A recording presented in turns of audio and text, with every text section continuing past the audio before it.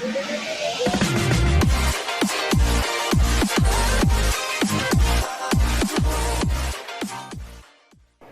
عليكم ورحمة الله وبركاته. ازيكم يا جماعة؟ معاكم احمد. النهاردة هتكلم معاكم عن موضوع مهم جدا واتسألت فيه اكتر من مرة، هو ازاي تجيب الامتياز في الكلية.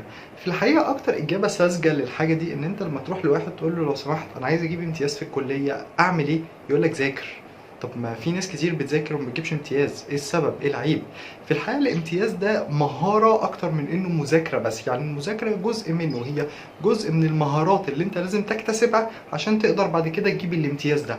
يعني الامتياز ما بيعتمدش على المذاكرة، ما بيعتمدش على المذاكرة، بيعتمد عليها بنسبة قليلة. يعني لو هتديها مثلا نسبة معينة في 40%، تقدر تعتبر ان المذاكرة بتعتمد ب 40%. ال 60% الباقيين دول في ايدك، انت تقدر تعملهم. طيب، في حاجة كمان عايز اقولها لك. لما تشوف واحد جايب امتياز تقول انا هاخد منه نصيحة، وواحد جايب جيد انا مش هاخد منه نصيحة عشان الشخص اللي جايب امتياز ده اكيد شاطر واكيد بيفهم.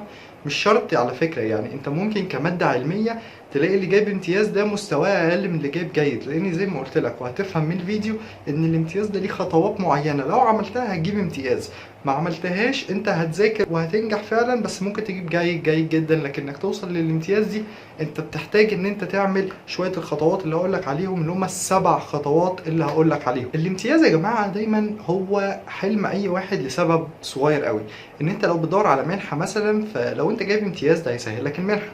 لو انت بتدور مثلا على التعيين في الكليه، فلو انت جايب امتياز ده هيسهل لك التعيين في الكليه. لو انت مثلا عايز تشتغل في مركز بحثي او عايز تشتغل في مكان كويس، الامتياز ده هيسهل لك الشغل ده. فالامتياز بقى حاجه مهمه جدا زي الانجليزي بالظبط. يعني انت الانجليزي مثلا يقول لك الانجليزي ده اهم حاجه لازم يبقى معاك، والامتياز ده برده مهم، بس بيبقى جزء مهم قوي بحيث انه بيخلي السي في بتاعك قوي نسبيا. يعني لو بقى كل التقديرات زي بعض، انا قدامي مثلا انترفيو كلهم امتيازات، ساعتها بقى ببص للحاجات التانيه، وده مش موضوعنا. خلينا نتكلم فين؟ في الامتياز. اول خطوه هي الدفعات الاكبر منك. الدفعات الاكبر منك دول كنز، انت لازم تستغل ده. هتقول لي ازاي؟ يعني انت مثلا دخلت كليه فلانيه في قسم معين، انت دلوقتي في دفعات اكبر منك، تروح تكلمهم فين الدفعات الاكبر مني؟ يقولوا لك هم 1 2 3. تسال الاشخاص دي ايه المواد اللي بدرسها، ايه نظام الدكاتره، هل الدكاتره دي مثلا بتحب الرغي، الدكاتره دي بتحب واحد يكون فاهم، الدكاتره بتحب واحد يكون حافظ. اصل خد بالك كل الدكاتره مش زي بعض، يعني كل دكتور بيختلف عن الدكتور التاني على حسب الموضوع ايه هو. فاهمني؟ يعني انت ممكن يكون عندك ماده بيدرسها دكتورين، الدكتورين واحد بيحب الفهم وواحد بيحب الحفظ، عادي جدا، عادي، انت وحظك. فانت لازم تبقى واخد الخبره دي من الدفعات الاكبر منك. هتقولي طب بس ممكن الدفعات الاكبر مني يضلوني، يعني ما يقولوش الحقيقه. ما انا عشان كده هقول لك حاجه، انت خد راي كذا واحد عشان تشوف الراي الاغلب ايه هو، وغالبا ده بيبقى الصح. وبعدين الدفعات الاكبر منك مش هتاذيك، يعني معظم الدفعات الاكبر منك واللي انا شخصيا مثلا اتعاملت معاهم، يعني لو هو قال لك حاجه وحشه او قال لك حاجه كويسه، هو اللي بعد كده بيستفيد بده. يعني لو قال لك حاجه كويسه ربنا بيجازيه، لو قال لك حاجه وحشه ربنا مش بيجازيه. يعني انا شخصيا كان اللي بيساعدني في الموضوع دول كان اتنين، مثلا كان علي رضا والكينج، الاتنين دول كانوا مثلا بيساعدوني قوي في ان انا اعرف الماده، وده كان بيفيدني جدا. بيفيدني جدا، ما اقدرش انكر فضلهم في الموضوع ده. يعني ما كنت اساله على ماده كذا دكتور كذا يقول لي ده شيء كويس لازم تهتم بيه. طيب، وبمناسبه الموضوع ده خليني اتكلم معاك في ايه، في تاني حاجه، وهو نظام الدكتور. تاني حاجه هي نظام الدكتور. طب انت بتستفيد ايه بنظام الدكتور؟ يعني هل نظام الدكتور ده بيفرق معاك من حاجه معينه لحاجه معينه ولا ما بيفرقش؟ بص يا سيدي، اولا نظام الدكتور ده انت بتعرف جزء منه من الدفعات الاكبر منك. ثانيا انت بقى من قعدتك في المحاضره بتفهم نظام الدكتور. يعني في دكتور مثلا بيحب واحد يكتب له كتير او يحب واحد يرص له 3 صفح في السؤال الواحد. في دكتور لا، يقول لك انا عايز سطر، انا عايز الاجابه دي سطر، انت حصل كذا كذا عشان كذا، بس كده. في دكتور بيحب كذا ودكتور بيحب كذا. قولي ده يفرق معاك في ايه؟ ده يفرق معاك جدا في اخر السنه، ده هيفرق معاك قوي انك تفهم وانت بتحل في اخر السنه تعمل ايه، هل تزود ولا ما تزودش، هل تكتب ده كفايه ولا ده مش كفايه اللي انت كاتبه. فده هيفيدك جدا وهيساعدك في الدفعات الاكبر منك. فانت مهم قوي تبقى عارف نظام الدكتور. تالت حاجه معانا هي طريقة المذاكرة. طريقة المذاكرة دي موضوع كبير قوي، بس أنا هلخصها لك في 3 حاجات. هي حضور المحاضرة، ومذاكرة المحاضرة اللي هو أنت بتبيض المحاضرة، والكلام اللي أنت بتكتبه ورا الدكتور في المحاضرة.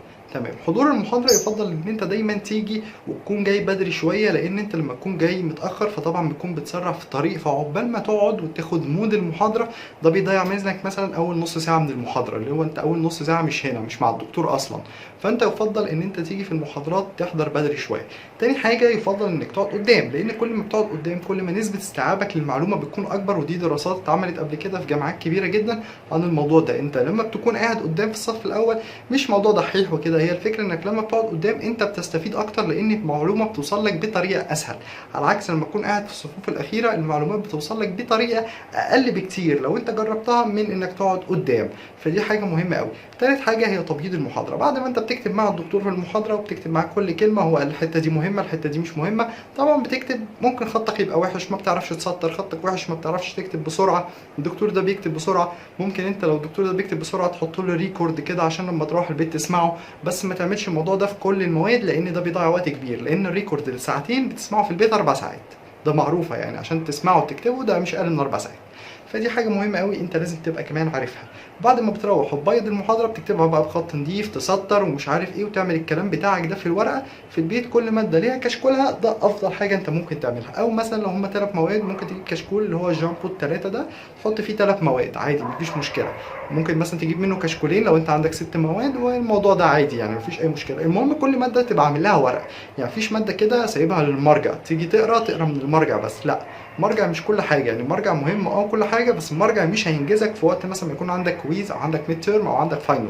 فانت مهم قوي ان انت تبقى عامل الكشكول ده بتاعك ده في البيت. رابع حاجه معايا هي ايه؟ هي توزيعه الدرجات بتاعه الماده. يعني انت لو رايح ماده مثلا من 100، فرضنا ان في 60 فاينل، اركن الفاينل دول على جنب، قدامك مثلا 40 درجه. ال 40 درجه دول بتجيبهم ازاي؟ ما بين ميد تيرم، ما بين شفوي، ما بين كويزات في النص، ما بين اي حاجه، غياب وحضور، اي حاجه. فانت لازم ال 40 درجه دول تضمنهم.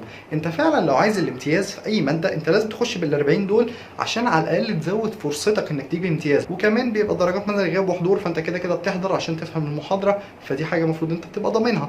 لو في ميد تيرم مثلا زي ما قلت لك، او كويزز، الكويزز مثلا، الكويزز دايما بتبقى حاجات صغيره. يعني رقم 5 لو انت في كليه علميه او حتى في كليه ادبيه، فالسورس بتاع المذاكره بتاعك لازم يكون المكان اللي الدكتور نفسه بيقول عليه. يعني مثلا لو الدكتور بيشرح من المرجع فانت لازم تذاكر المرجع، ده مهم قوي. لو الدكتور بيشرح من سلايدز فانت تذاكر السلايدز، ولو قال لكم بصوا على المرجع بص على المرجع. يعني اعمل زي ما الدكتور بيقول لك بالظبط، لانه هو اللي بيحط الامتحان، وهو هيقول لك انا قلت لكم بصوا على المرجع انتم ما بصيتوش عليه. حاجه كمان، الملازم اللي بره دي دايما بتبقى ملخصه. عمر ما الملخص ده يقدر يجيب لك امتياز. الملخص ده ينجحك يجيب لك جيد لكن يجيب لك امتياز ده شيء مستحيل. مفيش حد بيذاكر من ملخصات وبيجيب امتياز، انسى الكلام ده خالص. الملخص انت بتعمله لنفسك بعد كده، ده لما انت تكون بقى بتذاكر للفاينل وعايز تعمل لنفسك ملخص، ده انت تعمله لنفسك. لكن حد تاني هيجي يذاكر الملخص بتاعك ده مش هيقدر يجيب الامتياز، لسبب بسيط، ان الملخص دايما ما بيبقاش فيه كل المعلومات. يعني انت في معلومات بتبقى عارفها كويس قوي، خلاص المعلومات دي مش هكتبها، انا حافظها في دماغي عمرها ما تطلع. فهي المعلومات دي انت ما بتكتبهاش، بتكتب مثلا المعلومات اللي انت بتنساها. فدي بتختلف بقى من شخص لشخص. يعني انت ممكن تكون انت في الجزئيه دي مثلا في المنهج ضعيف، حد فيها كويس، والعكس. ايه بقى هي رقم 6؟ رقم 6 هي الصحاب. الصحاب مش لازم تصاحب الناس العباقره، مش لازم تصاحب الناس الدحيحه، لا، انت مهم انك تصاحب ناس يعتمد عليها. في ناس مثلا تيجي تقول لك ليله الفاينل انا هسقط، ويقعد ينزل على جروب الدفعه معكوش ملخصات يا جماعه، معكوش مش عارف ايه يا جماعه، وتخش تلاقيه طالع الاول على الدفعه. ده كلام فاضي.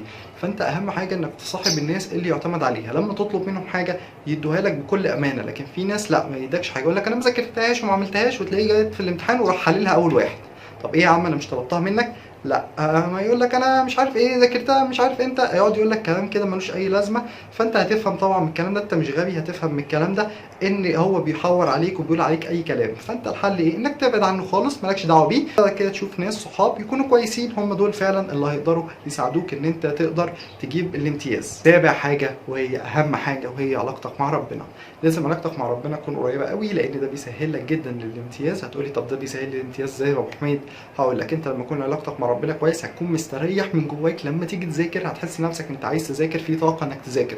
احيانا بيجي الواحد اوقات احباط، يعني بيجي له احباط كده، انا مش قادر اذاكر، مش قادر اذاكر، مش قادر افتح كتاب، اعمل ايه؟ الحل ده انت تقوم تتوضى، تصلي ركعتين مثلا لله، وبعدين ترجع تذاكر. الحاجات دي هتفرق معاك جدا في المذاكره. هتفرق معاك على المستوى النفسي. يعني مثلا ما تقولش مثلا انا هصلي وهجيب امتياز، لا طبعا، بس هيفرق معاك على المستوى النفسي، اللي هو يخليك تقدر تذاكر باريحيه اكبر، وهيخليك بعد كده تحصل درجات اعلى. وبس كده، دول السبع حاجات اللي كنت عايز اقولهم، وهتدعموني جدا لو عملتوا سبسكرايب للقناه واللايك لو الفيديو عجبكم، وبس كده، شكرا.